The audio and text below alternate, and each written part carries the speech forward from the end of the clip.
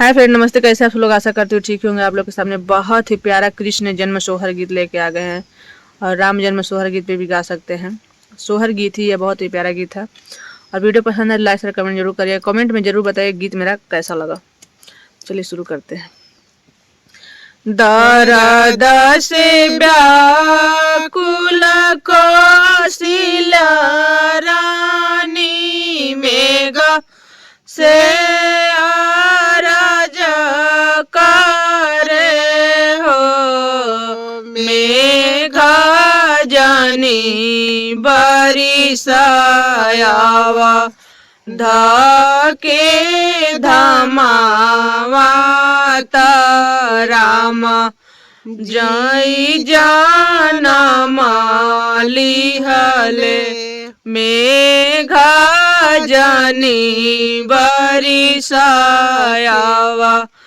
धके धमावत राम जी जनम लिहले के कर भी गेला चुनरिया तके कर पियरिया भीगे हो, लालना के कर भीगे ला पियरिया तीनों रे जियारा व्याकुल लालना के कर भीजे मुकुटवात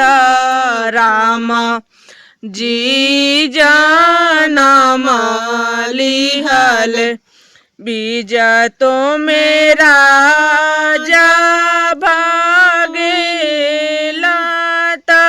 धग हरिणी बोलावेले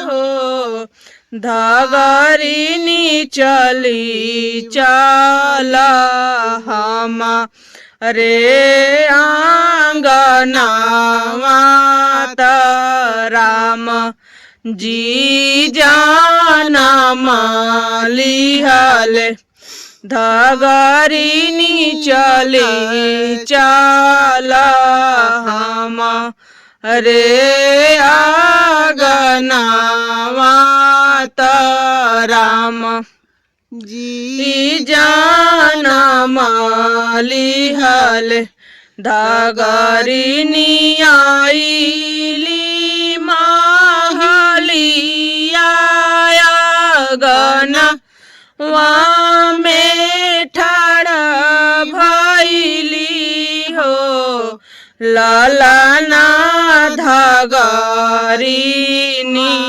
मांगे ली सोने के हसूलिया राम जी जनम लिहले लालना धगरिनी मांगेली सोने के हसूलिया राम जी जनम लिहले बारहे बरिसवा पायले हमारो नंदलालनु हो, धगरिनी ले हम रोहसूलिया